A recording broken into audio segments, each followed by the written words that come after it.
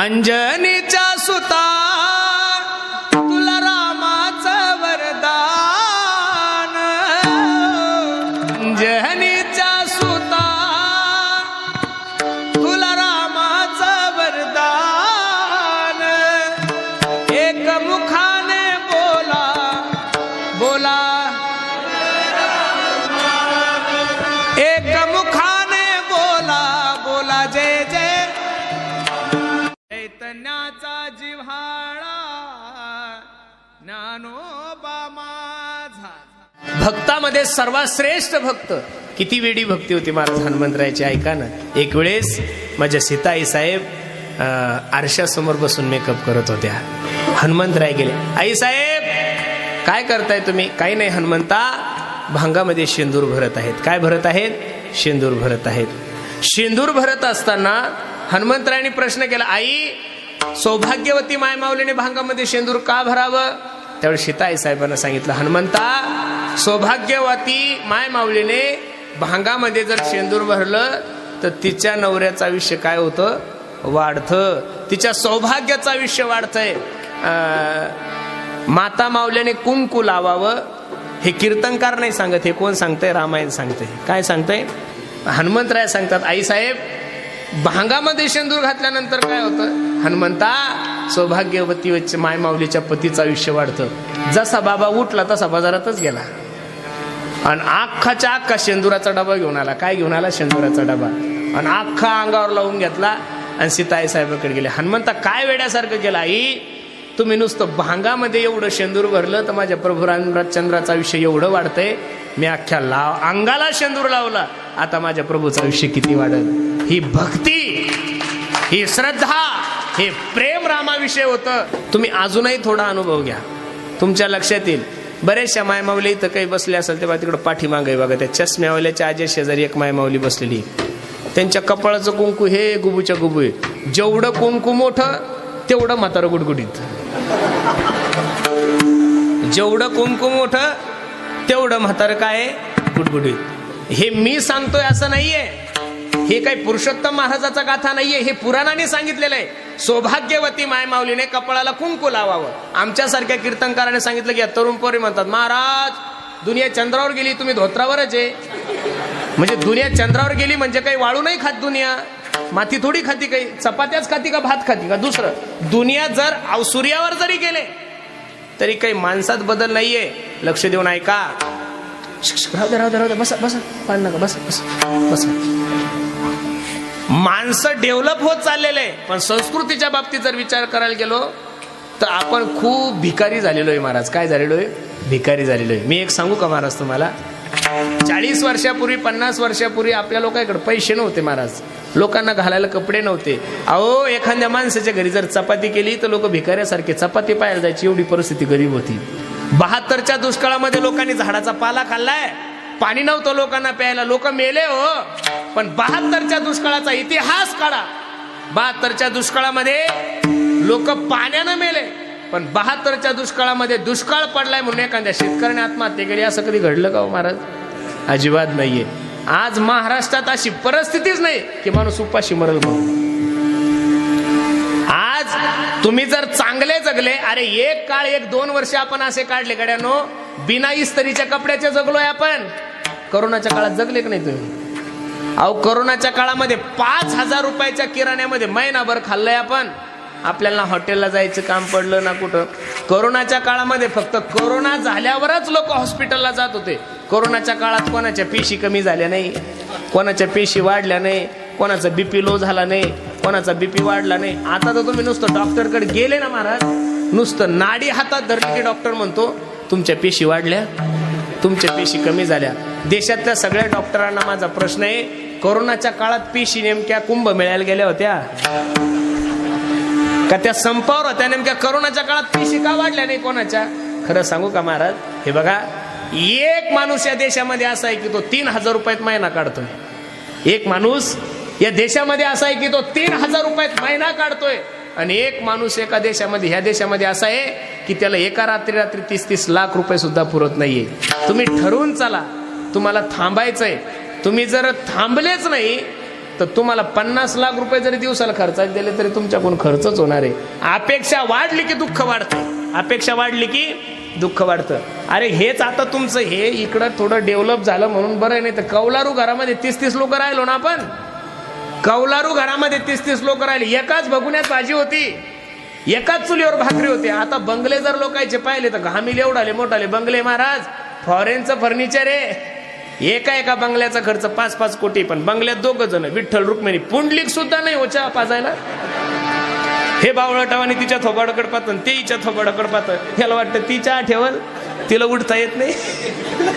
लक्ष देऊ नये. पैशानं मनुष्य श्रीमंत होतो असा जर तुमचा मानस असेल तर हा 1001% खोटा मानस आहे. मनुष्य समाधानी, मनुष्य सुखी फक्त आहे त्या परिस्थितीमध्ये समाधान मानलं नव्हतं महाराज. आहे त्या परिस्थितीत, आहे त्या परिस्थितीमध्ये समाधान माना. अरे अजून सुद्धा काही लोक या जगामध्ये असे की त्यांच्या खिशात रुपया जरी नसला तरी मनुष्य प्रसन्न नाही. बाकीच्या याचं जाऊ द्या, बाकीच्या याची उदाहरणं सांगत नाही, माझ्या स्वतःच्या बापाचं उदाहरण सांगतो मी तुम्हाला. आता इथं आमच्या गावची मंडळी आलेले, माझ्या वडिलाचा मी कधी कधी विचार करतो, त्यांच्या खिशामध्ये रुपया जरी नसला तरी माणूस तेवढाच खुश आहे. आणि लाख रुपये जरी आले तरी त्यांना अजिबात गम नाही. माझं पोरग कीर्तनकार आहे, दररोजचे एवढे पैसे आणतं, नीन वागाडी. मी माझ्या लाईफ मध्ये त्यांना सांगितलं, म्हणलं तुम्हाला कधी दुःख होत नाही? म्हणे भाऊ मी थांबून घेतलेलं आहे. काय म्हणतात ते? मी थांबून घेतलं. मनुष्य थांबला, लोभ सोडला ना महाराज, की तुम्हाला सांगतो तुमच्यासारखे जगात दुसरे कोणीच नाही. कधीतरी आरशासमोर जा आणि आरशासमोर गेल्यानंतर हा विचार करा, आता मी 45 वर्षाचा झालो, आता माझ्या जीवनात फक्त 5 वर्ष शिल्लक आहे. किती आहे? 50 वाल्या माणसाने थांबून गेलं पाहिजे. आता आपल्याजवळ 10-5 वर्षे, कधी कोणता रोग कधी येईल कसं काही सांगता येत नाही. मग आहे त्या परिस्थितीमध्ये समाधान मानून देवाचं चिंतन करा. हे बघा, मारुतीरायच्या दरबारामध्ये तुम्ही बसलेले महाराज. मी नारदाच्या गादीवर सांगतो, तुम्हाला जर असं वाटत असेल तुमच्या जीवनातलं संकट निवृत्त व्हावं, तुम्हाला जर असं वाटत असेल तुमच्या जीवनातलं संकट निवृत्त व्हावं, तर बाकी कोणत्याही देवतेची आराधना न करता फक्त आणि फक्त माझ्या बजरंगबलीचं दर्शन घ्या.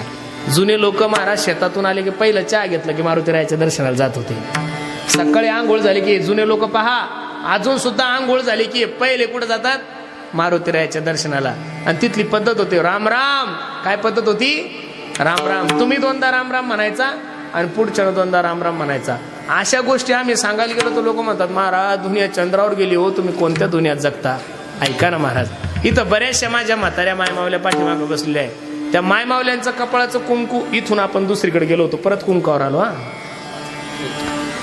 जेवढं कुंकू मोठं तेवढं म्हातारं गुडगुडीत. सौभाग्यवती मायमावलीने कपाळाला कुंकू लावलं पाहिजे. हे पुरुषोत्तम पाटील नाही सांगत, तुम्हाला रामायण सांगतंय. सौभाग्यवती मायमाऊलीने केस कापू नाहीये, हे पुरुषोत्तम पाटील नाही सांगत, तुम्हाला शास्त्र सांगतंय. म्हणून महाराजाचं नाही ऐकलं तरी चालेल, पण शास्त्राचं प्रत्येकानं ऐकलं पाहिजे. महाराज काय ऐकलं पाहिजे? हे बघा माया हो, तुम्ही माझ्या सर्व आई बहिणी, हे बघा मी तुमचा भाऊ म्हणून तुम्हाला सांगतो, तुम्ही जीवनामध्ये कितीही फॅशन करा, तुम्ही मुंबई पुण्याला जा, कितीही शॉर्ट कपडे घाला, किती काही करा, कोणत्याही दुनियात राहा, पण ज्या दिवशी आदर्शाचा विषय येईल त्या दिवशी आदर्श पुरस्कार आतापर्यंत महाराष्ट्रातल्या कोणत्याच उघड्या फिरणाऱ्या बाईला भेटलेला नाही. ही गोष्ट ध्यानात ठेवणे का आतापर्यंत आदर्श पुरस्कार जो भेटला तो माझ्या मा जिजाबाई साहेबांनाच भेटलाय. आतापर्यंत आदर्श पुरस्कार भेटला झाशीची राणी लक्ष्मीबाई यांनाच भेटलाय. आदर्श म्हणून ज्यांच्याकडे पाहिलं जातं अहिल्याबाई होळकरांकडेच पाहिलं जातं. अरे तुम्ही सुद्धा राजकारण करतात, प्रत्येकच महिला राजकारण करतात.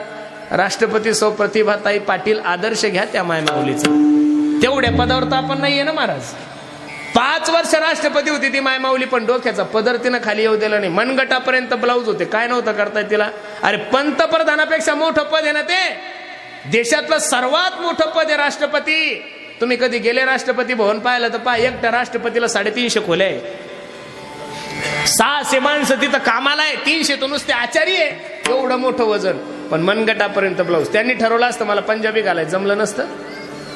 पण पूजा फक्त आचरण करणाऱ्या माणसाची होती. म्हणून जीवनामध्ये किती जरी मोठं संकट असेल तर फक्त जा आणि हनुमंतरायाचं दर्शन घ्या, हनुमंतरायाला म्हणा जय हनुमान ज्ञान गुण सागर, जय कपीसती हो लोक उजागर, रामदूत अतुलित बलधामा, अंजनी वज्र पवन सुत नाम महावीर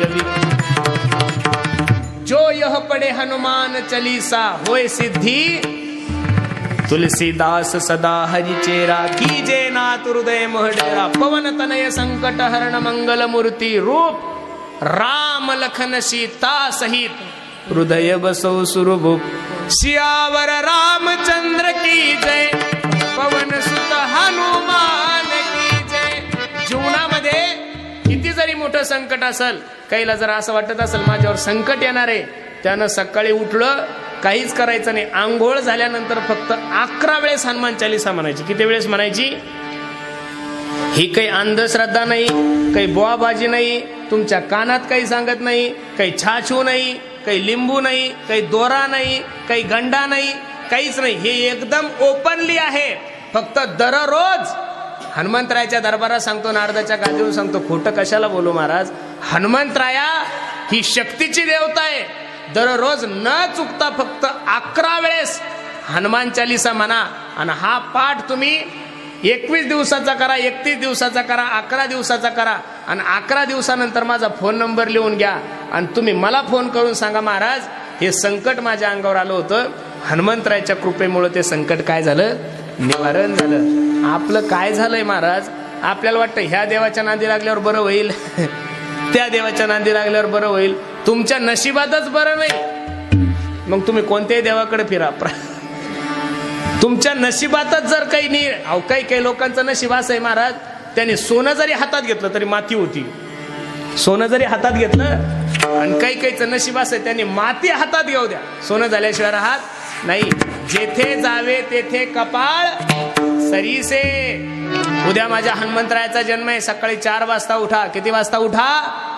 4 वाजता उठा, सुंदर असं आंघोळ करा आणि माझं एकदा तर ऐकून पहा, मी काही तुम्हाला पैसे मागतो असं नाहीये. उद्या सकाळी उपवास करा, हनुमंतरायाच्या दरबारात बसा, कोणालाच बोलू नका, मोबाईल बंद ठेवा आणि कमीत कमी 108 वेळेस हनुमान चालीसेचं पाठ करा. उद्या तुमच्या जीवनात कोणत्याही गोष्टीची तुम्हाला कधी कमी पडणार नाही. हे काही मी असं तुम्हाला फायदा व्हावा म्हणून सांगतो असं नाहीये.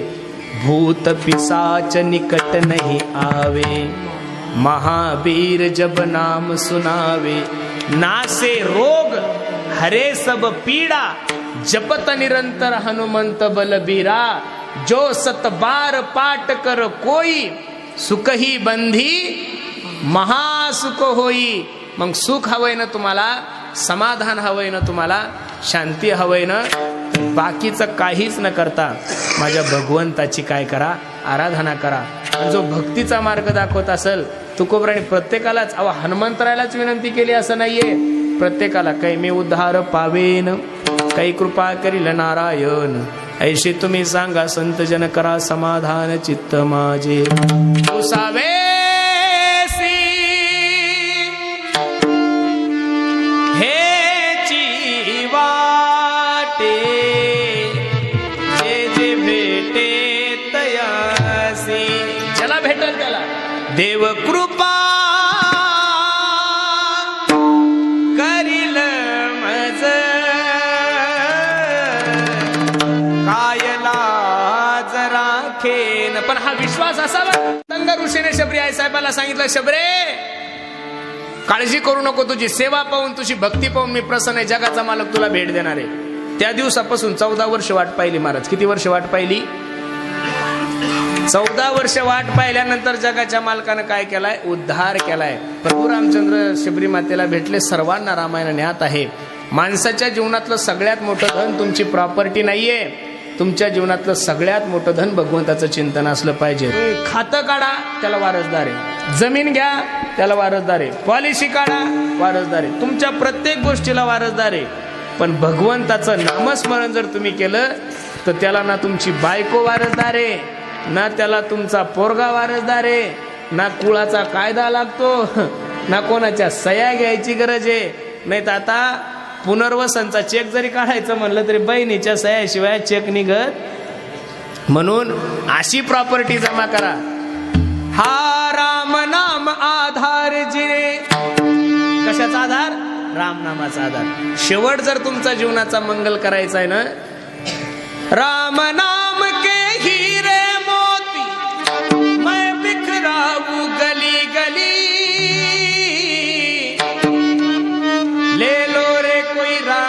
प्याला शोर मचाबू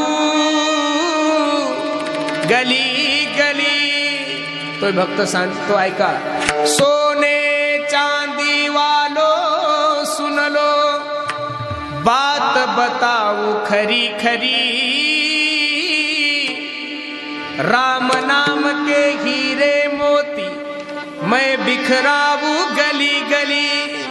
जिस जिसने ये मोती ले ले वो तो माला माल हुए। ज्यांनी ज्यांनी रामाचा आश्रय घेतला ते मालामाल झाले। धन दौलत के बने पुजारी, आखिर वो कंगाल हुए। ज्यांनी पैसा पैसा केला ना महाराज, असे काही लोक आम्ही पाहिले की त्यांनी म्हातारपणी कपडे फाडले हो, दगड मारले, कपडे गोळा केले। म्हणून जीवनातलं सगळ्यात मोठं जर धन काय असेल तर ते भगवंताचं नामस्मरण आहे। आणि त्या भक्ती मार्गाचं मार्गदर्शन माझे जगद्गुरु तुकोबराय हनुमंतराय ऐकून घेतात। जो नाम प्रभू रामचंद्राचं प्रभू हनुमंतरायने जीवनामध्ये घेतलं त्याचा संकल्प आपण जीवनामध्ये करू। विठोबा रखुमाई जय जय। वर्णन करणारा जरी योग्य असेल पण ज्याचं वर्णन करायचं तो लायकीचं नाही ना। 10,000 कोणी लोक कोणालाही करणं करतात।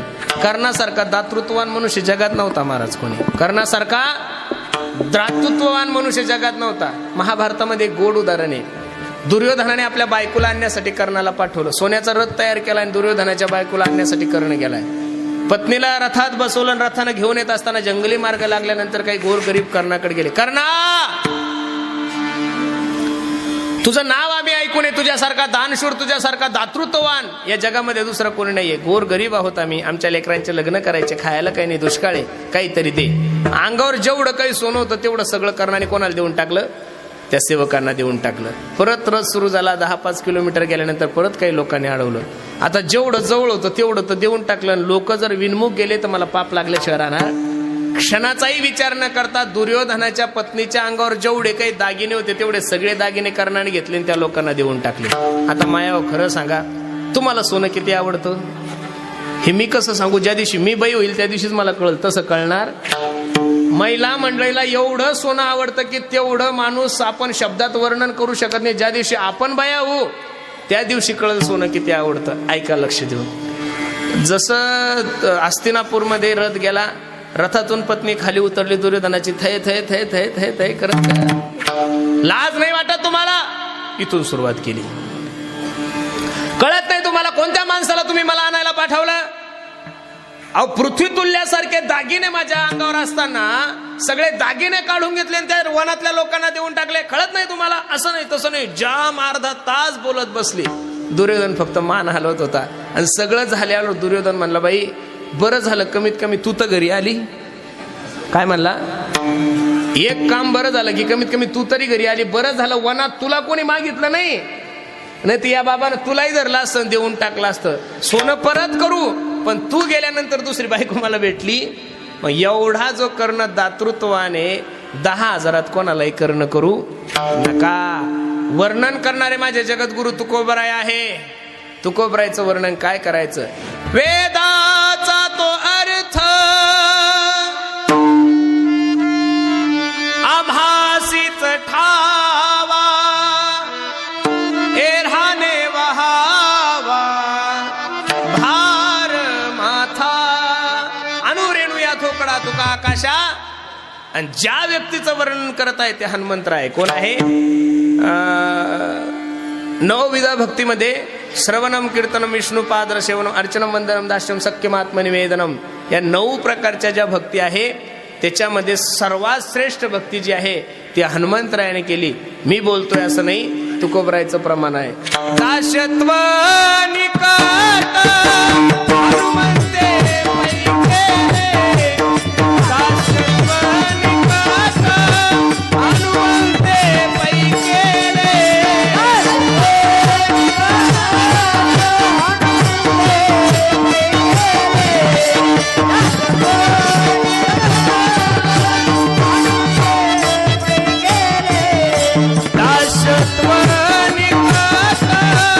हनुमंते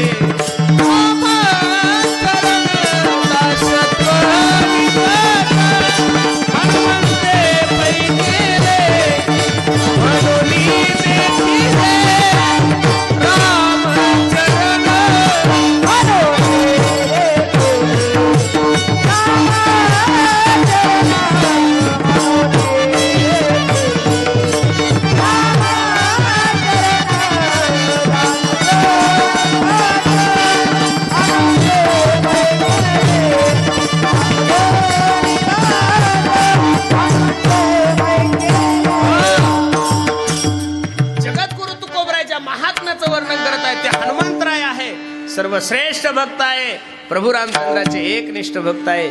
आणि त्या हनुमंताचं वर्णन करत असताना तुकोबरायांचे शब्द आपल्या वाणीतून खर्च केले, ते किती गोडे महाराज सांगतात. शरण शरण